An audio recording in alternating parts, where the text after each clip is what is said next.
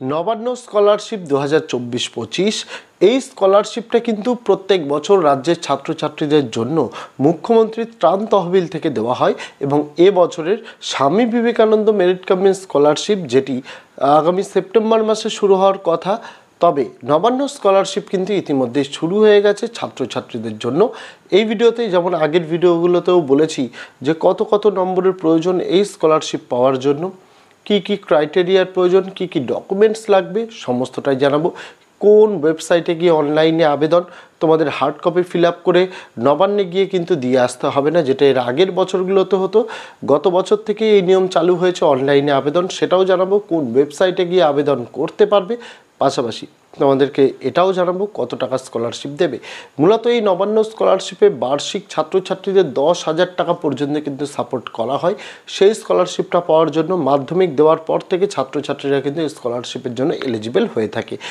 কারা কারা এই স্কলারশিপে আবেদন করতে পারে সমস্তটা জানাবো। তার জন্য ভিডিওটি অবশ্যই প্রথম থেকে শেষ পর্যন্ত দেখতে হবে এবং আগামী দিনে আমাদের চ্যানেলের মাধ্যমে এই রকম স্কলারশিপের আপডেটের পাশাপাশি ক্লাস 8 থেকে ক্লাস 12 পর্যন্ত প্রত্যেকটা ক্লাসের আমরা কিন্তু ছাত্রছাত্রীদের জন্য প্রত্যেকটা বিষয়ের উত্তর সহ পিডিএফ উত্তরের ভিডিও আমরা ভিডিওর মারফত আপলোড করে থাকি। সেই ভিডিওগুলোর জন্য অবশ্যই আমাদের চ্যানেলটিকে, যদি চ্যানেলটিকে এখনও সাবস্ক্রাইব না করা হয়ে থাকে তোমাদেরকে চাচ্ছি অবশ্যই অনুরোধ রইল চ্যানেলটিকে সাবস্ক্রাইব করে দিয়ে পাশে থাকা বেল আইকনটিকে ক্লিক করে দেওয়ার জন্য, যাতে আগামী দিনে কোনো রকমের ভিডিও এবং আপডেটস তোমাদের আর মিস না হয়। দেখো, নবান্ন স্কলারশিপ এর দ্বারা বার্ষিক 10,000 টাকা প্রত্যেকটা ছাত্রছাত্রীকে প্রদান করা হয়। এবার এখানে জানতে হবে ক্রাইটেরিয়া কী। মাধ্যমিক উচ্চ মাধ্যমিকের পর যদি ছাত্রছাত্রীরা 50 থেকে 59% পর্যন্ত নাম্বার পেয়ে থাকে তারা অ্যাপ্লাই করতে পারবে, এবং যারা ক্লাস 10-এ পেয়েছে অর্থাৎ ক্লাস 10-এর পর ক্লাস 11-এ উঠে পেয়েছে তারা ক্লাস 11-এর পরীক্ষা দেওয়ার পর ক্লাস 12-এ কিন্তু রিনিউয়াল করতে পারবে। সেক্ষেত্রে ইনকাম সার্টিফিকেট লাগবে কিনা জানাচ্ছি। এখানে বলে দিই যে এই যে নবান্ন স্কলারশিপের জন্য যারা মাধ্যমিক পাস হয়েছো, ক্লাস 11-এ উঠেছো, তাদের জন্য নম্বরের ক্রাইটেরিয়াটা কি, 315 থেকে যারা 419-এর মধ্যে নম্বর পেয়েছো তারাই শুধুমাত্র এই স্কলারশিপ পাবে। তার বেশি যারা পেয়েছো, 419-এর বেশি মানে 420 থেকে তার বেশি, তারা বিবেকানন্দ স্কলারশিপ পাবে। দুটো সরকারি স্কলারশিপ একসঙ্গে তোমরা কিন্তু পাবে না।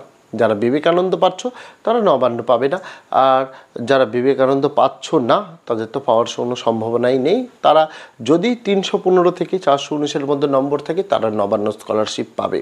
এখানেই আমি বলে দিই, যদি তোমরা ক্লাস 11-এ রিনিউয়াল করতে চাও, অর্থাৎ আগের বছর নবান্ন স্কলারশিপ পেয়েছো, এবছরও তোমার 50 থেকে 59%-এর মধ্যে নম্বর আছে, সেক্ষেত্রেও তোমরা নবান্ন স্কলারশিপে রিনিউয়াল করতে পারো। সেক্ষেত্রে যদি তোমাদের রেজাল্টে হিসেবটি বেস্ট অফ 5 অর্থাৎ 500-র মধ্যে থাকে তাহলে তোমার নম্বর থাকতে হবে 250 থেকে 299-এর মধ্যে। আর তোমার যদি নম্বরের হিসাব রেজাল্টে 600-র মধ্যে থাকে অর্থাৎ 6টা সাবজেক্টই মিলিয়ে থাকে তাহলে তোমার নম্বরটি থাকতে হবে 300 থেকে 359-এর মধ্যে। যদি এই ক্রাইটেরিয়া ফুলফিল করো অবশ্যই রিনিউয়াল করতে পারবে। সেক্ষেত্রে কোনো ইনকাম সার্টিফিকেটের প্রয়োজন নেই, ফ্রেশ অ্যাপ্লিকেশনের জন্যই কিন্তু রিনিউয়াল সার্টিফিকেটের প্রয়োজন। পাশাপাশি জানিয়ে দিই, মনে হতেই পারে যে স্যার আমার ক্লাস 10-এ তো মাধ্যমিক দেওয়ার পর নম্বর ছিল না, কিন্তু ক্লাস 11-এ আমি পেয়েছি, তাহলে কি আমি অ্যাপ্লাই করতে পারবো? তার উত্তর হচ্ছে না, কারণ ক্লাস 11-এ ফ্রেশ অ্যাপ্লিকেশান করা যায় না, শুধুমাত্র রিনিউয়াল করা যায়।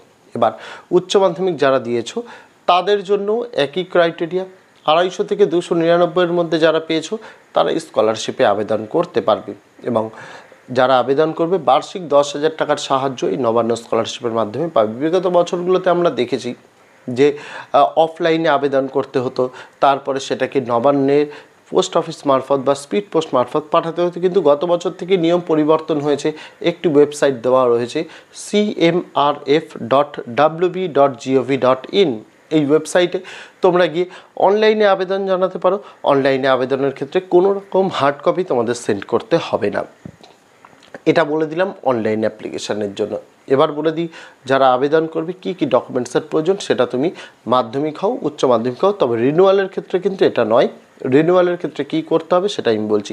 মাধ্যমিক যারা দিয়ে ক্লাস 11-এ উঠেছো, উচ্চ মাধ্যমিক যারা দিয়ে কলেজে ভর্তি হচ্ছ তাদের জন্য এটা, সেটা হচ্ছে একটা কালার পাসপোর্ট সাইজ ফটোগ্রাফ, যেটা 50 কেবির মধ্যে স্ক্যান করে জেপিইজি ইমেজে রাখতে হবে।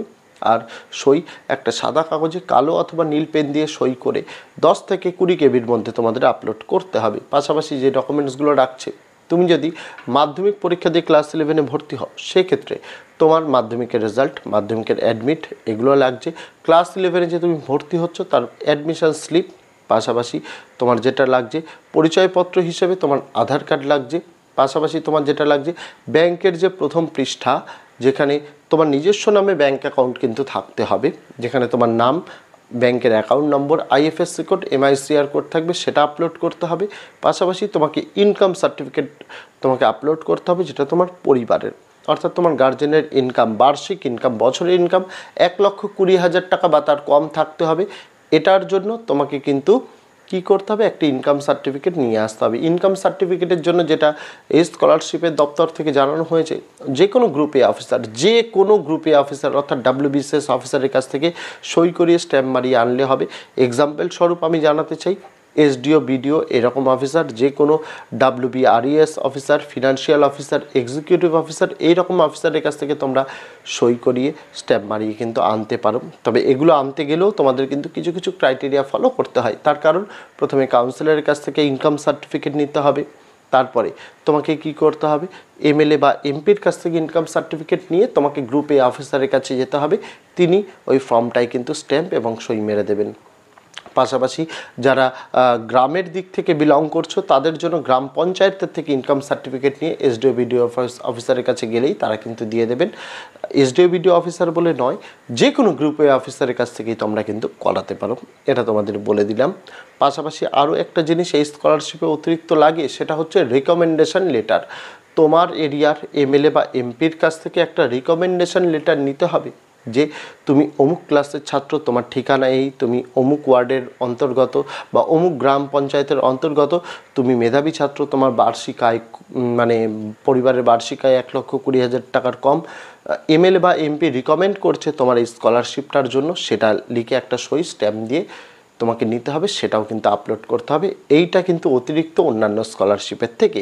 এই জিনিসগুলি সমস্ত কিছু ফুলফিল করার পর যখনই তুমি আবেদন করবে, সাবমিট করার পর তোমার একটা ফর্ম জেনারেট হবে, সেই ফর্মটাকে তুমি প্রিন্ট আউট করে নেবে। প্রিন্ট আউট করার পর তুমি স্কুলে গিয়ে যোগাযোগ করবে। কোনো স্কুল চায়, কোনো স্কুল চায় না।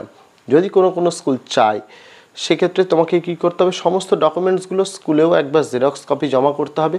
স্কুল সেগুলোকে ভেরিফাই করে স্কুল কিন্তু ফরওয়ার্ড করে দেবে নবান্ন দপ্তরের কাছে। তার ফলে কি হবে, খুব সহজে তুমি স্কলারশিপটা অত্যন্ত দ্রুত পেয়ে যাবে।